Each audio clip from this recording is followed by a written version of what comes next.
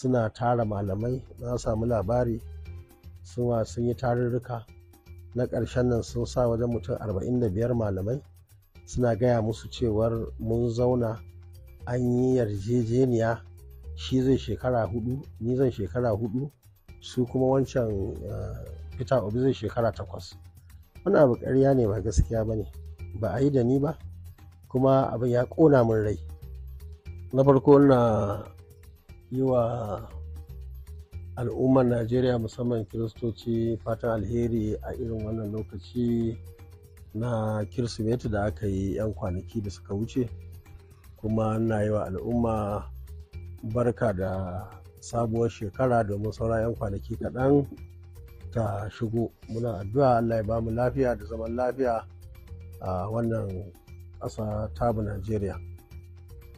Maganar aikin gwamnati, to gaskiya ni ina ganin gwamnatin APC kamata yi a ce ta yi abubuwa waɗanda za su taimaka wa al'umma ninkin ba ninkin irin abin da muke gani a halin yanzu.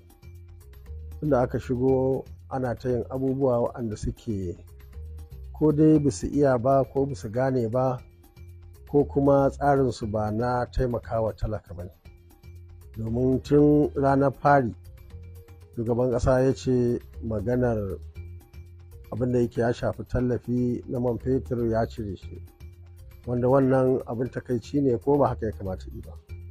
Mu a kundinmu na NNPP abin da muka yi kamfen da shi yana nan a rubuce, kowa zai iya karɓar kwafe, kowa zai iya dubawa a website namu na NNPP. Abin da muka ce shi ne in Allah ya sa muka yi nasara, za mu duba duk ɓangarori na cin hanci da rashawa da inda gwamnati take asara wanda yake za a gyara shi don taimakawa al'umma. Kamar mun yi magana inda muka samu labari tanka ta mai za ta je Legas ɗauko mai, a maimakon a rubuta ta ɗaya sai a sa fiye da ɗaya. Haka kuma jirgin ruwa in ya kawo labarin da muke da shi sai a sa fiye da ɗaya. To da dai hanyoyi ke wannan suna barna, kuma motoci wanda suke shigowa ake shigo da su ana fitar da mai makwabtanmu da sauran ma ƙasashe wanda za su iya zuwa. Duk wannan aikin gwamnatin tarayya ne ta ɗauki mataki ta hana, a tabbatar da cewar an gyara, an sami gwamnati mai daraja, kuma al'umma ba shiga irin yanayi wanda ake gani a halin yanzu ba. Banda wannan akwai maganar tsaro. Tsaron nan babban matsala ce. Gwamnatin tarayya kamata a ce ta zura ido kwarai da gaske kuma ta ɗau mataki. Jihohinmu a arewa maso yamman nan muna cikin wani hali. Zamfara, Sokoto, Kebbi, Katsina da Kaduna, musamman wajen birnin Gwarin nan, duka abubuwa ne waɗanda suke marasa daɗi wanda suke faruwa. Haka kuma can ɓangaren North East akwai problem. Nan ma irin su Niger ɗinnan da gurare da yawa waɗanda suke ana ta kashe mutane, ana ta yin abubuwa marasa kyau, wanda ni a matsayina na wanda ya yi ministan tsaro kusan shekara 4, to ina ganin babu dalili za a ba 'yan Najeriya a cikin irin wannan hali. Mutane waɗanda suke an san iyayensu, an san gidajensu, haka kurum su ɗauki bindigogi saboda wasu dalilai nasu, kuma ko da ma akwai abubuwa wanda suke cewa an yi kamata yi a duba a warware shi domin al'umma su zauna lafiya. Duk waɗannan abubuwa su ne suka zo suka haɗu, da kuma maganar naira ɗin nan da aka jefa ta cikin duniya, cikin kasuwa, ta je ta nema wa kanta darajarta. A gani yanzu naira ga ta nan ta zama kamar ba komai ba.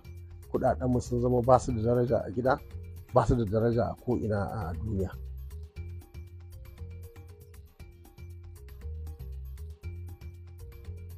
To gaskiya na samu labari daga majiya cewar waɗansu musamman ɓangaren shi Atiku Abubakar suna taro. Wannan ba laifi ba ne, amma dai abinda na sani ni ba a yi magana da ni ba, sai jita-jita nake ji. ban yi magana da shi a tiku ba, ban yi magana da Peter Obi ba, saboda na samu tsari na cewar sai wannan shekarar ta ƙare a barwa gwamnatoci na jihohi da na tarayya duk su yi aiki su gwada gwanintarsu, mu gani kar ma mi wani abu wanda yake na siyasa wanda zai ɗauki hankalinsu ko ya kawo ta rigima ko wani abu. Wannan tsarinmu ne, amma mun yarda cewar wannan shekara mai zuwa za mu dudduba mu ga me ya kamata ne. Babban rashin jin daɗi shine ina da labari mai ƙarfi wanda nake da shi na su wannan tafiyar wannan PDP suna tara malamai. Na samu labari sun yi tarurruka na ƙarshen nan sun sa wajen mutum 45 malamai suna gaya musu cewar mun zauna an yi yarjejeniya, shi zai shekara 4 ni zan shekara 4 su kuma wancan Peter Obi zai shekara 8. Wannan abu ƙarya ne, ba gaskiya ba ne, ba a yi da ni ba, kuma abin ya ƙona min rai da manya za su zauna shekara 70-80 suna faɗa abin da ke ba gaskiya ba, suna gaya wa malamai da sauran shugabanni cewar an yi abin da ba a yi ba. Kuma ni dinnan na nan da raina da lafiyata, kuma abu ne wanda yake sun san bayan za ka haɗa mutum 45 da ma wasu ma'aikata da suke gurin a ce ba wanda zai zo ya gaya min, dole zan samu na a ciki ko da guda 2 ne ko 3. So da haka irin wannan al'amari ba shi da kyau, babba ya ƙarya ba abu ne na alheri ba. Kuma gwamnatin da aka zo aka ce an kafa ta akan ƙarya kamar an yi gini ne akan toka. Mun sani shekara ta 2019 a dukkaninmu muna nan da Peter Obi ɗin da ni duk muna shi da sauran manyan mutane da irin koda masu wuke ɗin nan a duk tare muke da su, kuma duk irin halinsu irin wannan faɗan abin da ba gaskiya ba da yaudara duk ita ce ta kawo ni ɗin na fita, Peter Obin ya fita, wuken ya fita, sauran mutane duka suka fita suka bar jama'iyyar. Yanzu ma ba jama'iyyar PDP an kashe ta, yanzu abin da suke yi shine kama a ɗauko waccan jama'iyya, za a haɗu waɗansu jama'iyyoyi saboda sun kashe na abin da suke nasu, ana neman za a ɗauko waɗansu jama'iyyu wanda za a zo a sa shi a gaba. Dan mutum wannan kasa shugaban ƙasa ka ce zai yi shekara 4 ko ya ce zai yi shekara 4, kai kasan ba gaskiya yake faɗa ba. Abu ne wanda yake kawai ake shiryawa kamar ana yin wani plan na abin da yake na ƙarya. Irin wannan abubuwa su ne suka sa wannan bangaren namu na Najeriya arewa muke fama da wahala da bacin rai, saboda shugabanninmu ba da layin gaskiya suke bi ba. In layin gaskiya ake bi sai a kira wanda shugabanni na arewa duka sai a kira mu, sai a zo a zauna a yi magana me za a yi, kuma a duba abubuwa tsakani da Allah. Wannan karin da kake gani ba 1999 bane lokacin da muka fara wannan dimokuraɗiyya ta jamhuriya ta 4. Lokacin da aka zo manya suka yi shawara a sa Obasanjo, duk muka ɗauka muka tafi muka je muka yi talla. Yawancin magoya bayan mu duka abin da muka ce da su shi suke yi. Amma shekara ta 2027 tsari ne wanda yake duk talakan da yake Najeriya yana da ra'ayi, ba sai ka je ka gaya masa abin da zai ba, ko dai ka sa masa wanda yake so ya je maka zaɓe ya yi zaɓe, ko kuma ka sa kai naka abokin maƙiyinsa mutane ba za su je su yi zaɓe ba. Wannan shine yasa wannan zaɓen da aka yi Bola Tinubu ce da ƙuri'a miliyan 8, Buhari a baya ya sha faɗuwa da miliyan 12.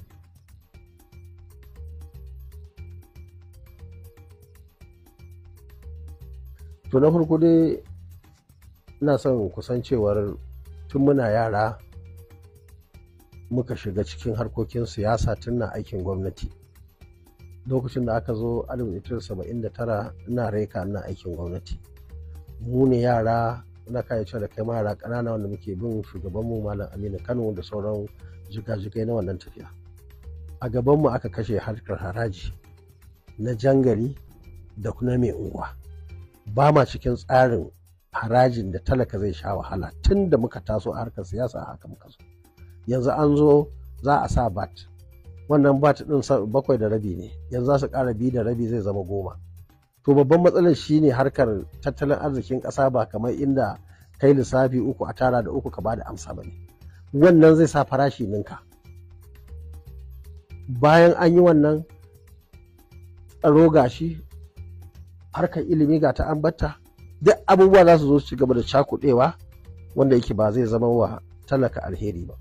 Mu abin da muka ce a cikin kundinmu na NNPP shine a yi ƙoƙari a ƙarfafa talaka ta hanyar ilimin 'ya'yansa, ta hanyar abincin da zai ci, ta hanyar aiki da masu ƙarfi za su yi da sauran abubuwa waɗanda suke za su kai.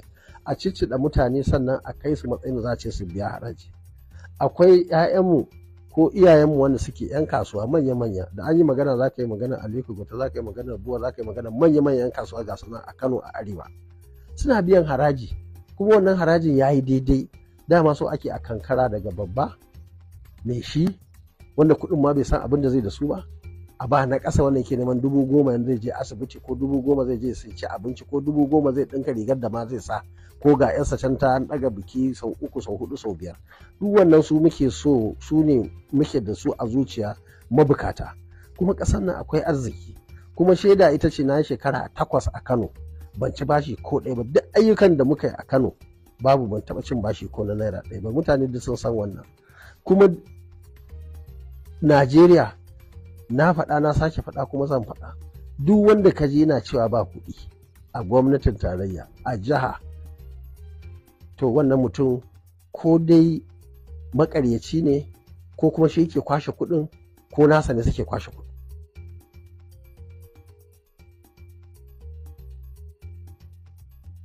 In kana maganar ƙungiyarmu, ƙungiya ce fa, mu ne muke zaɓo mutum, mu ne muke ganin cancantar mutum wanda zai yi aikin da mu a Kwankwasiya muka yarda da shi, kuma al'ummar jihar Kano suka yarda da shi. Aikinmu ne in mun ga da wani abu wanda ba daidai ba mu gaya maka, in kana yin daidai mu yaba maka, saboda abin da kake ɗin nan ba kai kake wa kanka ba, ko na alheri ko rashin alheri, har da mu rayuwarmu ce ta shafi mu gabaki ɗaya. A lokacin da muka ga ya dace, yanzu kaga kamar 2015 mun bi seniority, mun bi siyasa, kamar wannan da muka sa ya zo mana ujukun ƙarya, mu muka ɗauko shi aka sa shi a madadin ɗan siyasa ne. Shi ko yanzu wannan da yake yi yana cikinmu, ya ba mu gudunmawa mai yawan gaske, amma ba daga ɓangaren siyasa ba ne, daga ɓangare ne na mulki na gudanarwa a cikin tafiyar Kwankwasiya. In Allah ya kai mu, Abba ya gama shekararsa 8 cikin yarda Allah, in muka ga dama sai mu ce ɗan jarida muke so a grup ɗinmu, in muka ga dama sai mu ɗauko wani babban malami mu ce wannan malamin muke so a sa mana shi, in muka ga dama sai mu sake ɗauko wani ɗan siyasa, amma wanda muka yarda cewar zai biyayya ga irin aƙidojinmu ko ba a ɗauki wani abu a bani, ko a ɗauki wani abu a ba wani ba, a'a, wa zai ba mata magani kyauta za su haihu, waye duk watan duniya zai raba wa mata jari mabukata su tafiyar da rayuwarsu, waye zai bude institutes ɗinmu da muka yi guda 26 muka yi a cikin shekara 4, kiwon kifi, kiwon dabbobi, kiwon kaji, kiwon kaza, reformatory, ga su nan guda 26 muka yi. Waye zai bude, waye zai ƙara su? In kayi mana daidai, in baka yi ba za mu gaya maka baka yi daidai ba. Saboda haka wannan magana ta Kwankwasiya ba jama'iyya ba ce, har da wani zai ce ni kaina ba zan tsaya da kafata ba ta wani bangaren da suke ɗauko abin. Ni ma dogaro nake da wannan matasan na kan titi, wannan matan da suke shan wahala, wannan suke, saboda siyasa ba wani abu ne wanda ke ko na kasuwa zaka je ka kasa ko a saya ko kar a saya a tafi ba. Wannan mu kungiya ce, ba wanda yake a Kwankwasiya zai ce ya ba da naira 10 ya yi firamare. Mu ne muke cewa wane kai state assembly, kansila, chairman da sauransu. Kuma abinda muke cewa assignment ne, in ka tafi assignment ne namu, in ka zo ka ce a'a ai ka zama kansila ko ka zama chairman ko ka zama dan majalisa ko ka zama sanata ko ka zama gwamna ko shugaban kasa ka zama a cikin wannan tafiya tamu, mu ne muke saita abubuwa. Misali, in an zo an baka gwamna, to shikenan sai ka rike gwamnan ka tsaya ka yi aiki. In an baka sanatan ka tsaya ka yi, amma da muka baka sanata karshen ta ba kai kadai bane, da muka baka house of reps a karshen ta ba kai kadai bane, kuma wataƙila wa'anda ban samu din ba kai baka son su, amma mu muna son su. Za mu baka shawara ko kuma daga santa za mu yi yadda yake za mu riƙe kowa, kuma shi sa muka samu daraja, shi sa kowa ya shigo ta kawai an baka tiket kamar ka ci, domin jama'a ba wai lallai kai suka yarda da kai ba, sun yarda da aƙidan mu ne, sun yarda in muka samu za su samu. Saboda haka kowa aka sa da yawa 2019 da aka sa Abba, ai wasu sun raina shi, bari suka bar jama'iyyar mu, suna ganin sun fi karfi ko kuma mu mai sama. Amma kaga Allah ya bashi 2023 bayan sun yi shekara 8 suna gwamnati, mu kuma ba mai wani aikin yi, duk a zaune muke a gida. Mutane sun yarda dan ni, dan Abba, dan sauran mutane waɗanda suke ciki, dan kuma aƙidan mu na cewar in an yi za mu tsaya mu duba mu ga an yi abin da yake ya dace. Wannan shi ne tsarinmu na Kwankwasiya, kuma musamman abu ne wanda yake ya kamata a hankali za mu rinka wayar da mutane yadda za su sani. Ba da za a zo in ka ci zaɓe ko ka fi kowa mutane a Kano, wanda babu wanda zai gaya mana wannan. In ka shigo cikinmu to akwai tsarinmu, akwai ƙa'idojinmu. Kar ka zo ka ce kai ka zama House of Reps sai an baka kansila, sai an baka chairman. Mu ne a cikin wannan tsari, kamar inda aka ɗauka kai aka baka ba kowa sisin kwabo ba, ko ba za ka iya cewa kai kafa kowa mutane a nan ba, kuma ko kai kafa mutane wataƙila an kyale ka da mutanen ka ba za ka ci zaɓe ba.